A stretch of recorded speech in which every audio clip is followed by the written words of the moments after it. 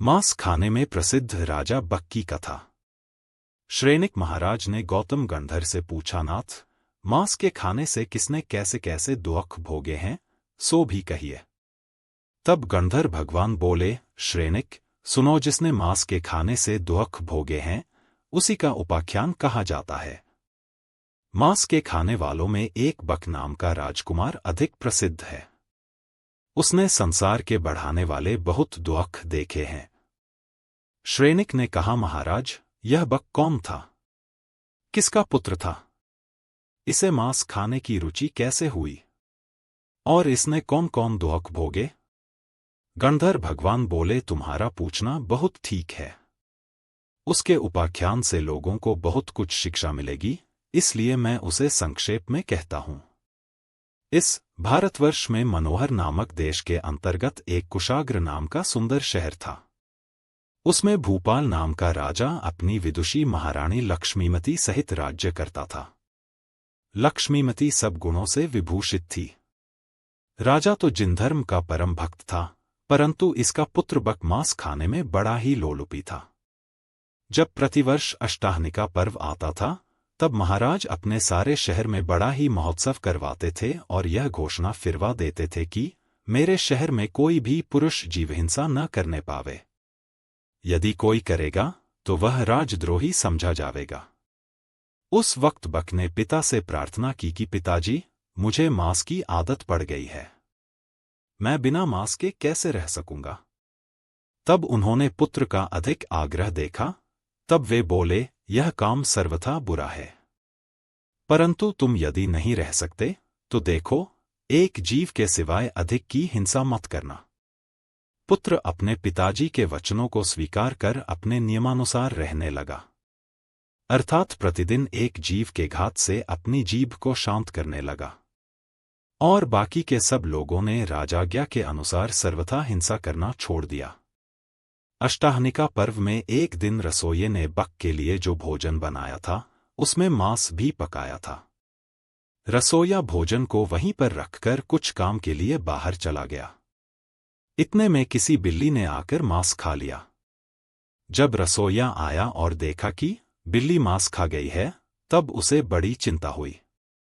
अब क्या करूं? किधर जाऊं? मांस के बदले में उसे और क्या उत्तम वस्तु खिलाऊंगा?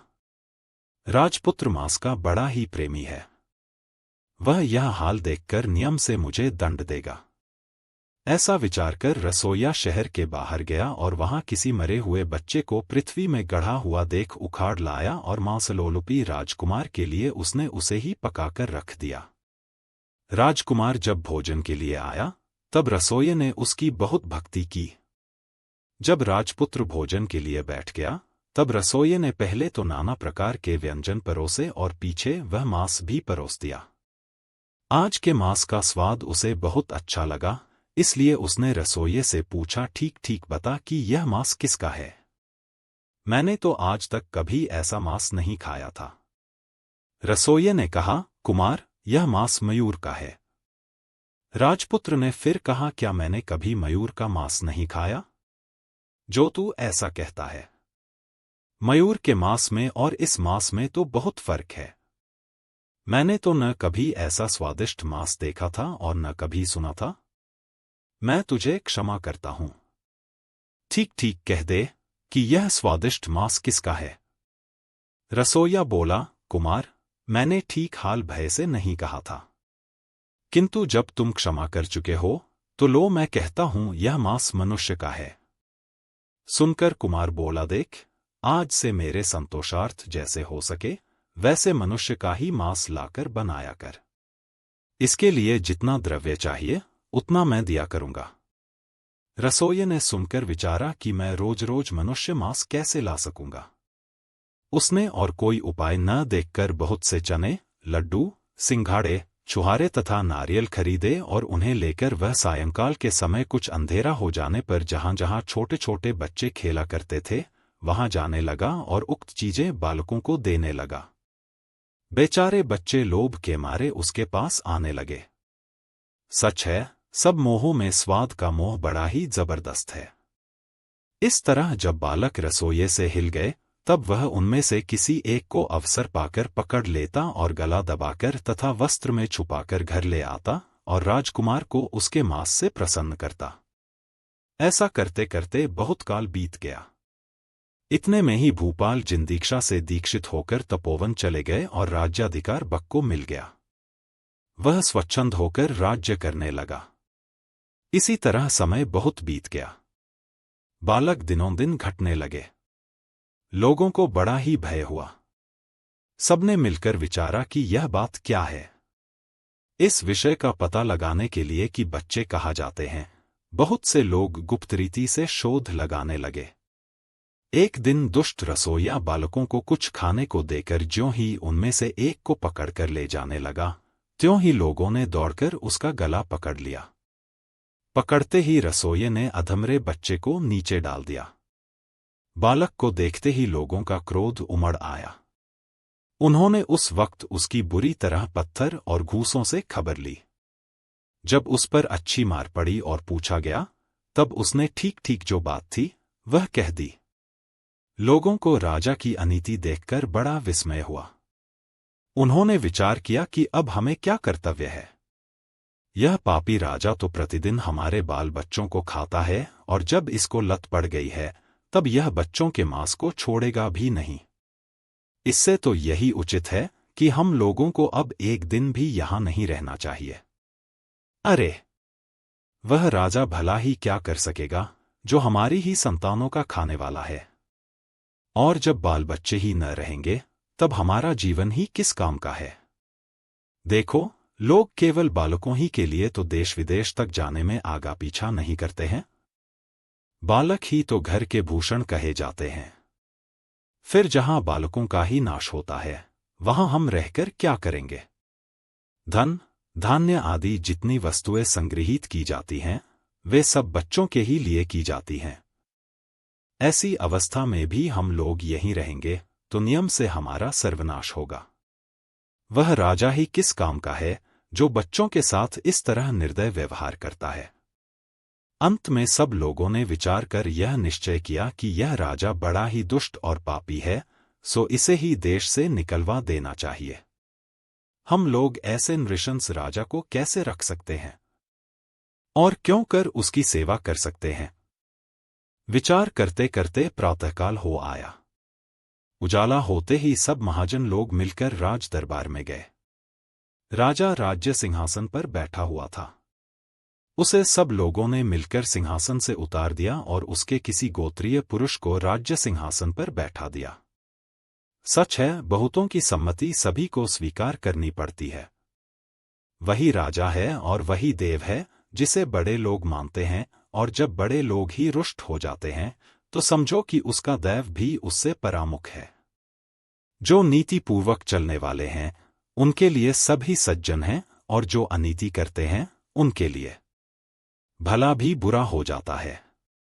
इसलिए बुद्धिमानों को कभी अच्छे मार्ग का उल्लंघन नहीं करना चाहिए, क्योंकि खोटे रास्ते से चलने वालों को स्वप्न में भी सुख नहीं मिल सकता है। बक राज्य भ्रष्ट होकर दुख से दिन बिताने लगा तो भी उसकी पाप वासना न बुझी। देखो, जो पाप के उदय से पहले ही से मनुष्य मांस खाने वाला है, वह अब ऐसे कठिन व्यसन से अपना पीछा कैसे छुड़ा सकेगा। ठीक यही हालत बक की हुई। वह शहर के बाहर वन में रहकर श्मशान भूमि में घूमने लगा और मुर्दों का मांस खा खा कर दिन बिताने लगा। लोगों ने इसका शहर में आना बंद कर दिया, और इसी के भय से लोगों ने शहर के बाहर निकलना तक छोड़ दिया। लोग इसे राक्षस, दैत्य और पिशाच समझने लगे। कुछ दिनों बाद यह नंगा होकर वन में रहने लगा और मनुष्यों के मांस से उदरपूर्ति करने लगा। सच है, जो लोग पाप में रक्तचित्त होते हैं उन्हें दया तथा ग्लानि कहा। बक लोगों से घृणा किया हुआ पृथ्वी में इच्छानुसार घूमने लगा। इसी तरह इसे ग्रामों में घूमते घूमते बहुत दिन बीत गए। यह यहां तक क्रूर हो गया कि जो जीव इसके सामने आ जाता यह उसे जीता न छोड़ता था। ठीक तो है, खोटे मार्ग में जाने वालों को शंका तथा विचार कहाँ रहता है। एक दिन वन में घूमते हुए इसे वसुदेव ने देखा। यद्यपि वसुदेव थे अकेले, तो भी वे निर्भय होकर इससे लड़े और उन्होंने इसे जल्दी से मार गिराया। बक मरकर 7वें नरक गया, जहां अत्यंत दारुण दुख सहने पड़ते हैं। वहां इसने पाप के फल से बड़े बड़े भीषण दुख भोगे। यद्यपि दुख नरक मात्र में भोगने पड़ते हैं, परंतु 7वें नरक में जैसे दुख हैं वैसे कहीं नहीं है। वास्तव में यह पाप का फल है, जो वहां कभी सुख का लेश नहीं मिलता। नारकी जब यह कहता है कि मैं प्यास की पीड़ा से मरा जाता हूं, तब असुर लोग उसी के शरीर से खून निकाल निकाल कर पिलाने लगते हैं। फिर वह कहता है, नहीं नहीं, मुझे प्यास नहीं है, तो भी वे लोग इसका पीछा नहीं छोड़ते हैं और कहते हैं, अरे पापी दुराचारी, तूने तो दूसरों का मांस बहुत खाया है, अब अपने ही शरीर के मांस को क्यों नहीं खाता? नरक में जीव की बड़ी ही दुर्दशा की जाती है। वह अग्नि में पकाया जाता है, घानी में तिल की तरह पेल दिया जाता है, आग में जला दिया जाता है। जब तक उसकी आयु पूरी नहीं होती, तब तक ऐसी ऐसी ही अगणित दारुण यातनाएं उसे निरंतर भोगनी पड़ती हैं। बुद्धिमानों, देखा ना, मांस के खाने का फल जिसे बक राजपुत्र ने भोगा है। अब तो तुम्हें उचित है कि तुम अभी मांस का खाना छोड़ दो। आप जानते हैं, मांस न तो वृक्षों से पैदा होता है, न पृथ्वी में उगता है, और न पर्वतमालाओं से उत्पन्न होता है, किंतु नियम से निरपराध जीवों के मारने से इसकी पैदाइश है। इसलिए उच्छिष्ट तथा मूत्रविष्टा आदि से मिले हुए मांस से चित्त को हटाना चाहिए। देखो, मांस बकरे, शूकर, हिरन, मछली आदि के शरीर के घात होने से पैदा होता है। इसकी दुर्गंधी मात्र से जब उल्टी हो जाती है, तब उत्तम लोग उसे कैसे ग्रहण करेंगे? इसका तो स्पर्श तक भी महाबुरा है। इसलिए बुद्धिमानों, मांस के त्याग का नियम करो। मांस का खाना यहां भी घृणा पैदा करता है और परलोक में भी नरक में ले जाने का कारण है। देखो, कहां तो बक का उत्तम राज्य कुल और कहां मनुष्यों के मांस का खाना। इसी से उसे राज्य से पतित होना पड़ा और अंत में नरक निवास करना पड़ा। इसी तरह और भी जो कोई मांस का भक्षण करेगा, उसके लिए बक का चरित्र खासा उदाहरण है। मांस के दोषों को कोई कहां तक गिना सकता है, जिसका नाम मात्र लेने से उत्तम पुरुष भोजन तक छोड़ देते हैं। सारांश यह कि मांस निंद्य है, पाप का कारण है, पवित्रता का सर्वनाश करने वाला है, दुख का मूल है और दोनों लोक में बुराई का हेतु है। इसलिए इसके परिहार पूर्वक बुद्धिमानों को अहिंसा धर्म का अपूर्व प्रतिपादन करने वाला जिनधर्म स्वीकार करना श्रेय है। यही संसार दुख से दुखित जीवों के लिए सुख का कारण है। सप्त व्यसन से मांस खाने में प्रसिद्ध राजा बक की कहानी पूरी हुई।